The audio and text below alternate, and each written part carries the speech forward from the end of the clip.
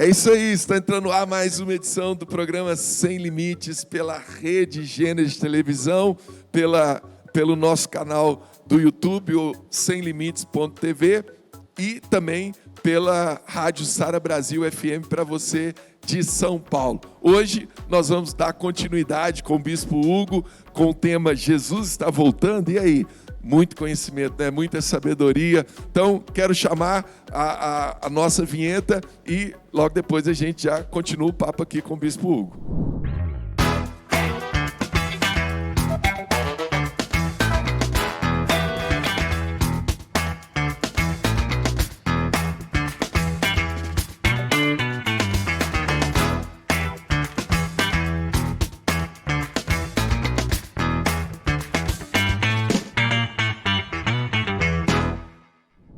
Então, bispo, eu posso dizer que ao invés das pessoas ficarem, quando Jesus vai voltar? Será que Jesus está voltando? Será que amanhã? O papel da igreja não é querer saber o dia, porque nem Jesus sabe, só pertence a Deus isso. O papel da igreja é se santificar, é buscar, é pregar o evangelho, é falar do amor de Jesus, não viver o que nós temos visto muito hoje, né? Uma igreja fria, uma igreja querendo ser online, querendo ser só domingo, uma coisa superficial. É você se entregar completamente, né?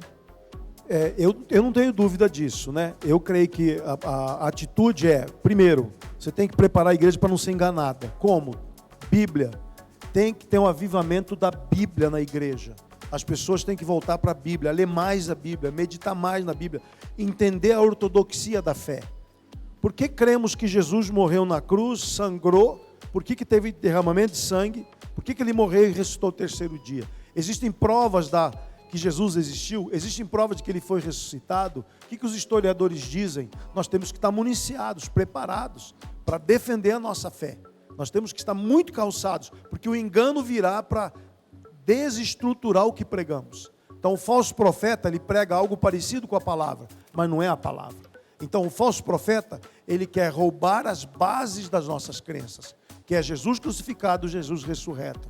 Querem trazer o evangelho racional, social, o evangelho inclusivo, que aceita todo mundo, pode ter a vida que você quiser, porque é importante você ser um bom cidadão. Então não se fala mais de redenção da alma, não se fala mais de inferno, porque não creem no inferno.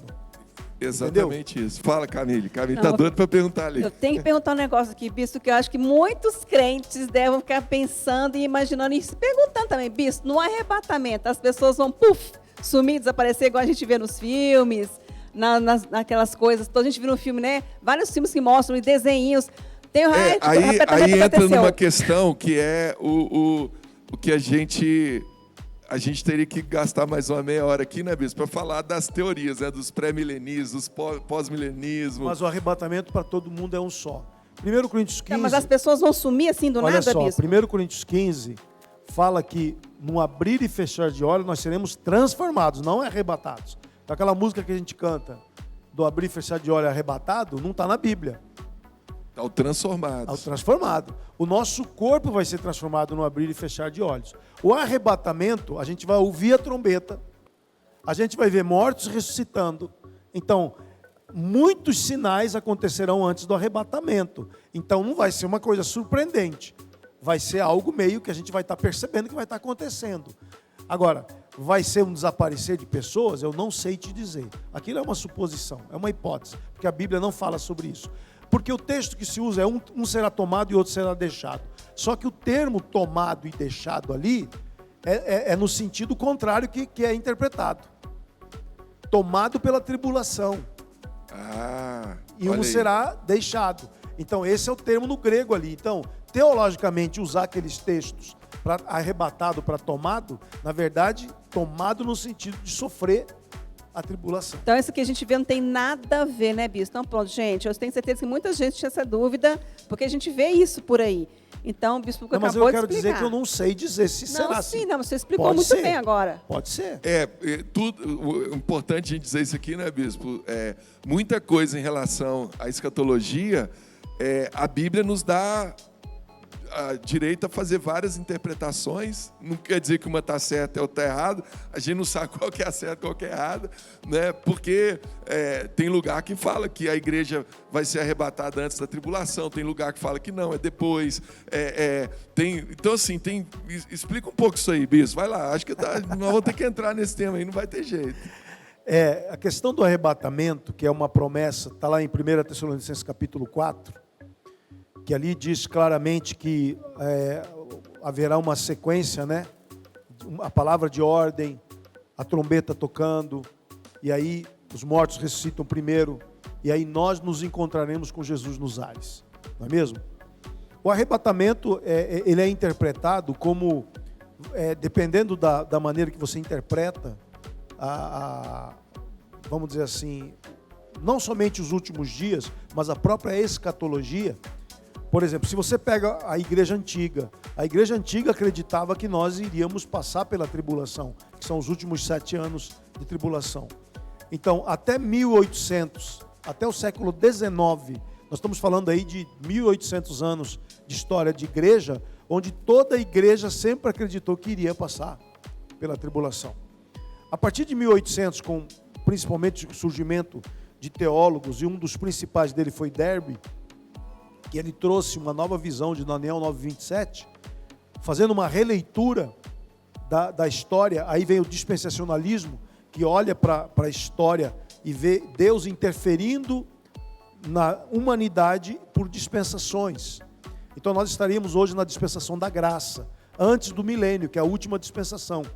Então, a dispensação da graça é a compreensão dos últimos 7 anos de Daniel, onde eles veem ali algumas passagens bíblicas, onde eles acreditam, principalmente por causa de Apocalipse 3, versículo 10, quando Jesus diz na carta, que João diz para Filadélfia, porque guardaste a palavra da minha perseverança, também eu te guardarei da hora da provação que há de vir sobre todos os moradores da terra. Então, ou seja, a igreja vai passar pela tribulação. Não, ao contrário. Os que interpretam esse texto dizem que Jesus, eu vou guardar vocês. O guardar, então, não é que eu vou estar na tribulação e guardar. Uns dizem que esse guardar no grego, porque era o grego popular, porque a Bíblia não foi escrita no grego sofisticado, foi escrito no grego popular. Então, o grego popular, na terminologia que é dito, eu vou pegar você. Eu vou tirar você, mais ou menos. O termo que é usado ali. O guardar, então, aí não é... Eu vou pegar você. Não é guardar na tribulação, é guardar da tribulação. Então eu tiro você dela e te guardo. Mas, em contrapartida, outras interpretações que você lê na Bíblia, que também são muito contundentes, né? Lá em 2 Tessalonicenses capítulo 2, eu tenho que puxar da memória aqui. 2 Tessalonicenses capítulo 2, diz que ninguém vos moleste por causa de epístola, por carta, porque isso não vai acontecer sem que se revele o homem da iniquidade. E o homem da iniquidade, ele se revela na metade dos 7 anos. Então, uns acreditam, por causa de 2 Tessalonicenses 2, o arrebatamento acontecerá na metade dos 7 anos, dos últimos 7 anos. E muitos perguntam, quando que começam os 7 anos? Os 7 anos começam com a aliança, segundo Daniel 9:27, o aperto de mãos firmado entre um príncipe, né, que seria o anticristo, ou um representante do anticristo, fazendo aliança com Israel e as nações árabes, 7 anos de paz.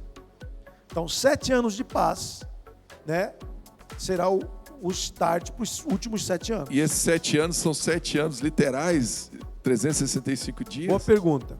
Pode ser 7 anos literais, como pode ser 7 anos lunares, né? Porque o ano lunar tem 360 dias.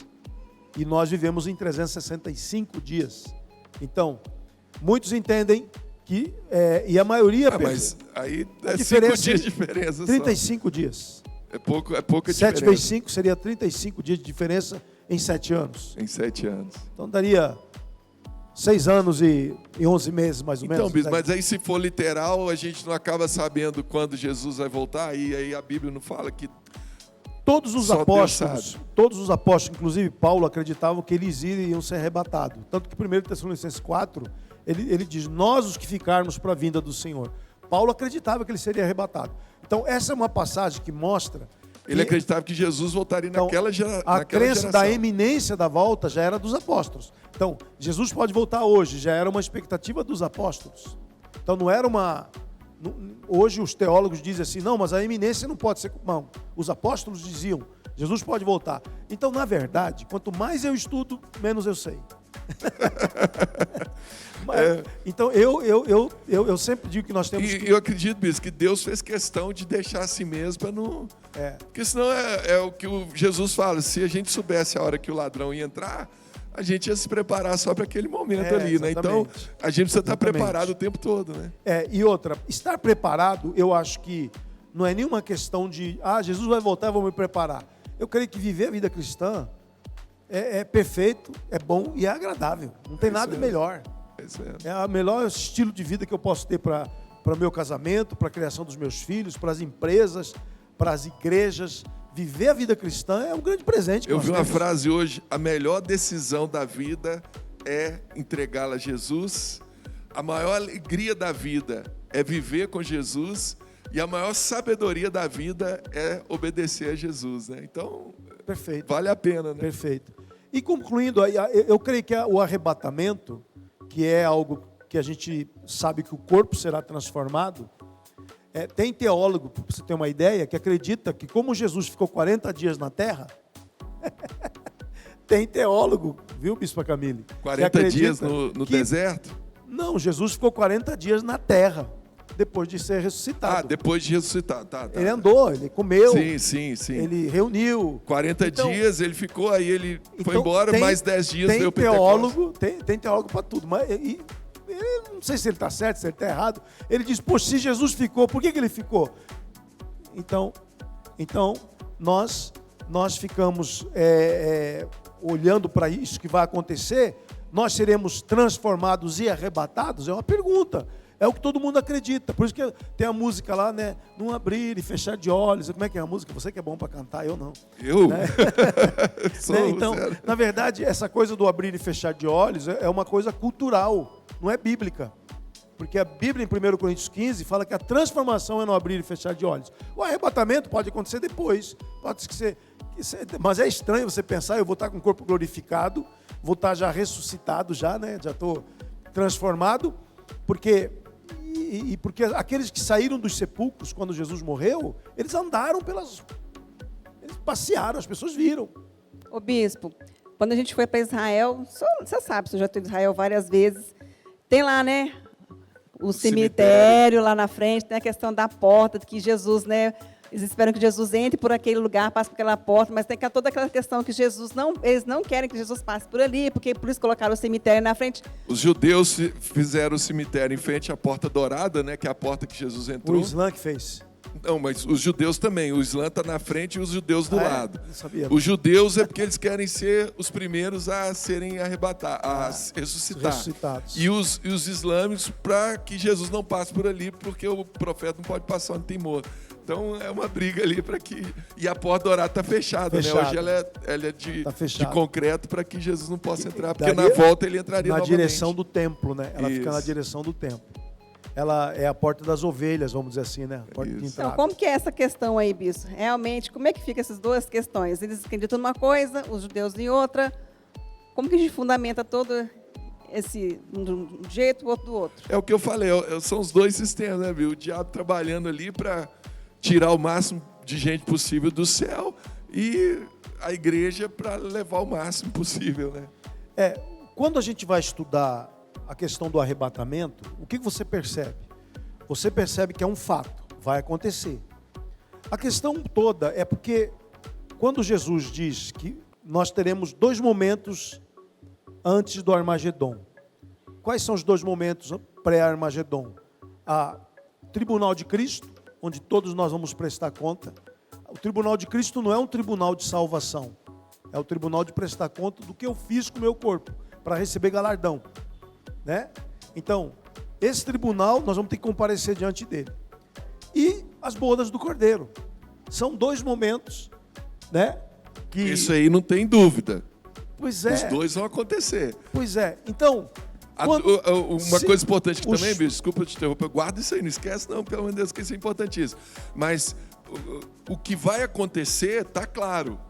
A grande dúvida é a ordem. Momento que ela vai que acontecer. momento Que aquilo momento vai acontecer. O que vai ter o grande julgamento, Por que vai quê? ter a bodas, isso aí tudo é claro. Qual é o conflito teológico, Bispo Camille? Qual que é o conflito?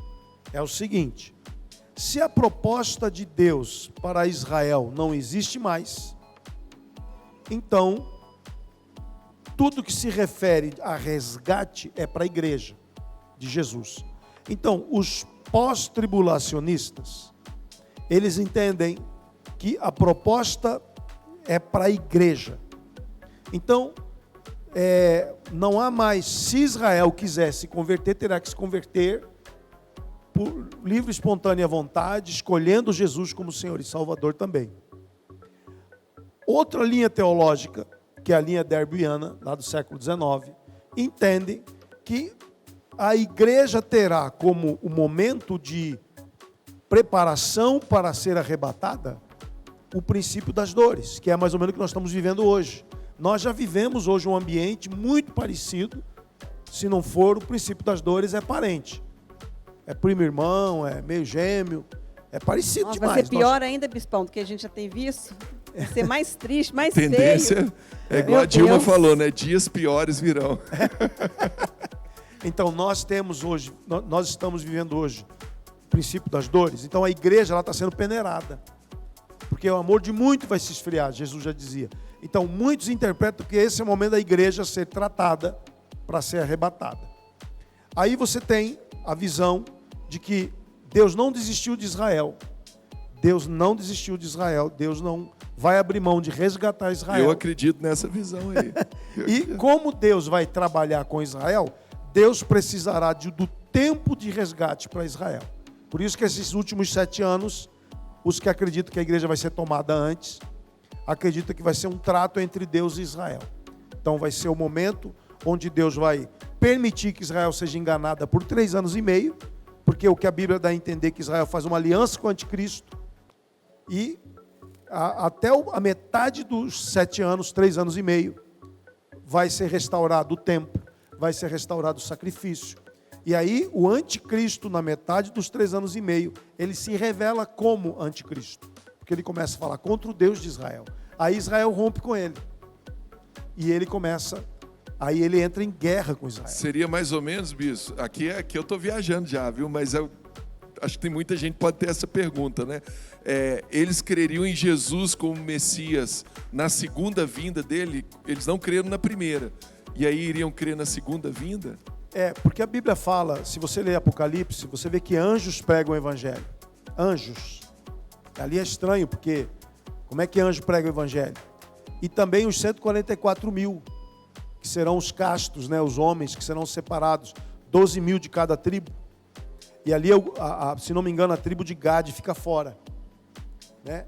São 12 mil, mas me parece que entra Efraim, sai José, me parece, tem que ver ali. Apocalipse está dizendo ali. Mas são 144 mil que proclamam e pregam o evangelho de Jesus Cristo, judeus. Então, milhões de judeus se converterão, né? Aceitarão Jesus como Senhor e Salvador. E ali o que acontece? Virá toda a perseguição do planeta contra Israel.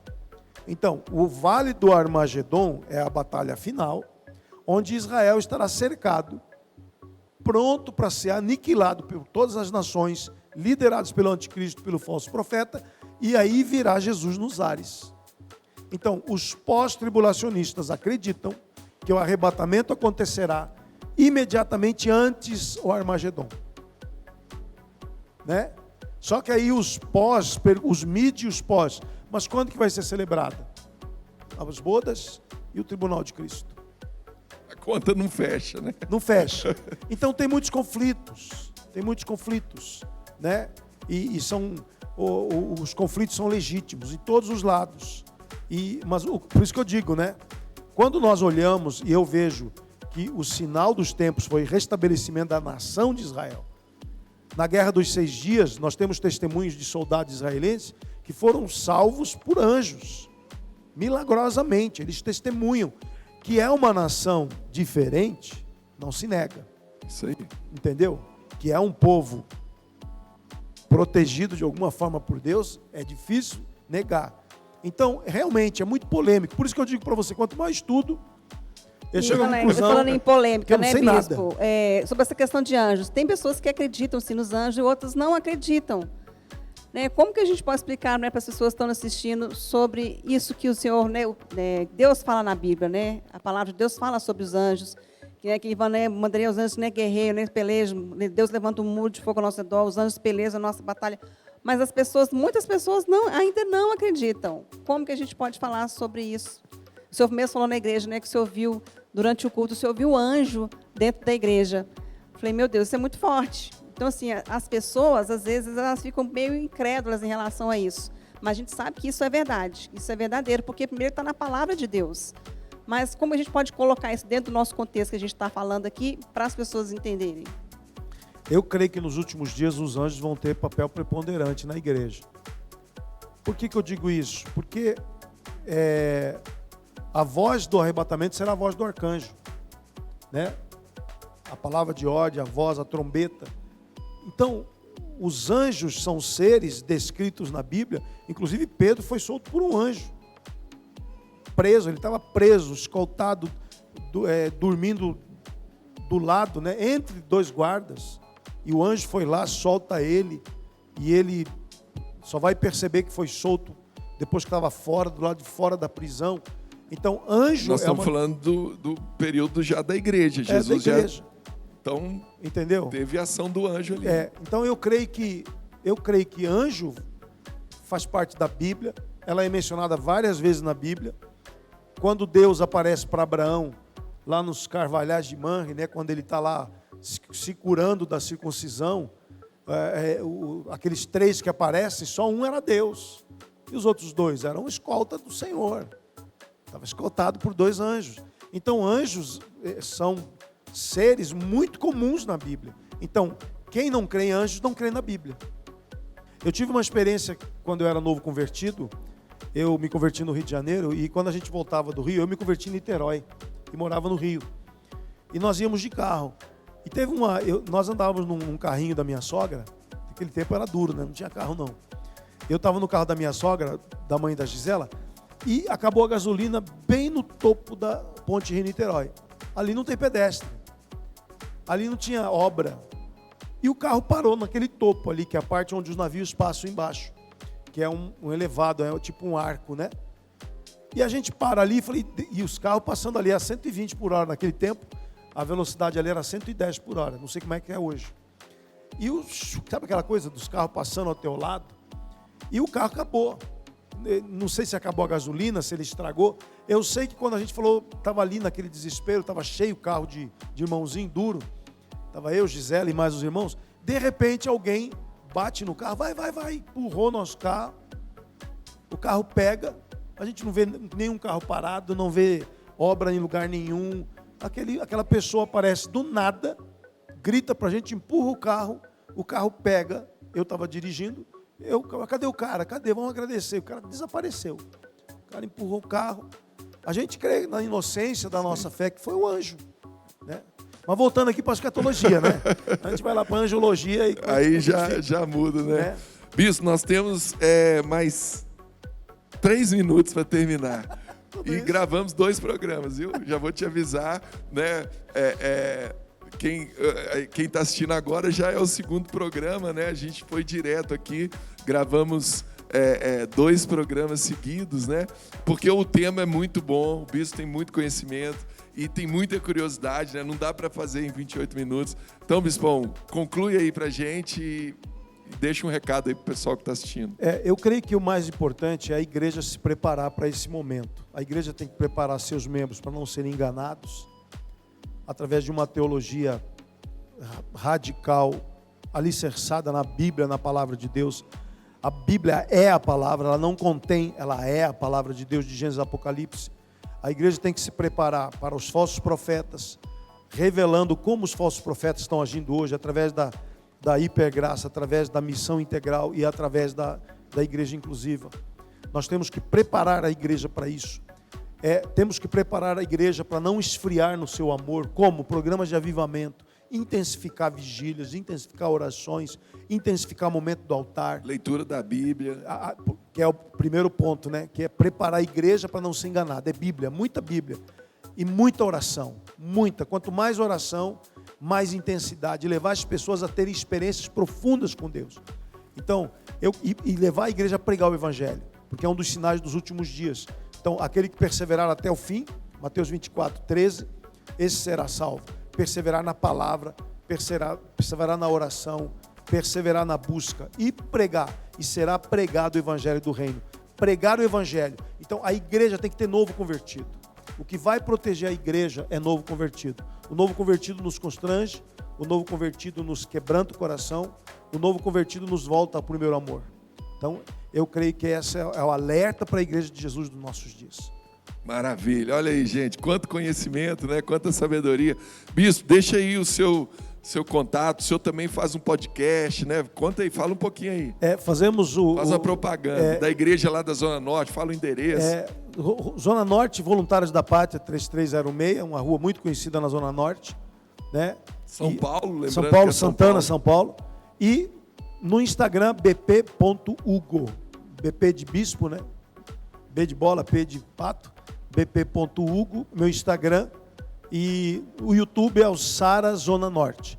Você vai ter o nosso Instagram, nós temos lá os podcasts, nós temos lá todas as programações da igreja, que vai ser muito importante a pessoa lá se conectar para estar a parte de tudo que está acontecendo nesse planeta maluco. Joia, joia, joia. Quero agradecer demais, bispo. Sei que seu tempo é muito corrido. O senhor ficou aqui 1 hora com a gente e isso é maravilhoso. Obrigado mesmo de coração. Prazer foi meu, é bom demais estar aqui com vocês. Joia, joia. Então, deixa o seu like, compartilha esse vídeo com todo mundo, deixa também o seu comentário, né? É muito importante os comentários. Você que quer seguir a gente, é o @semlimites.tv, lá pelo Instagram. Lá você tem todas as informações. Instagram da Bispa Camille, pode falar, Bispa? BPA Camille. Isso, BPA Camille, com 2 L's e E. E o meu pessoal é Bispo Cristiano, tá bom? Segue a gente lá. Obrigado pela sua companhia. Quer conhecer uma igreja Sara Nossa Terra mais perto de você? Entra lá no nosso site, saranossaterra.com.br. Lá tem uma abazinha escrito igrejas. Você clica lá, faz a busca, você vai encontrar o endereço, horário de culto, o contato da igreja mais perto de você. Nós estamos na Rua Augusta, 2027, em São Paulo, perto da Avenida Paulista. Você é meu convidado, minha convidada, para estar conosco aos domingos, às 10 da manhã e às 6 horas da noite, tá bom? Que Deus te abençoe, um forte abraço, fique na paz!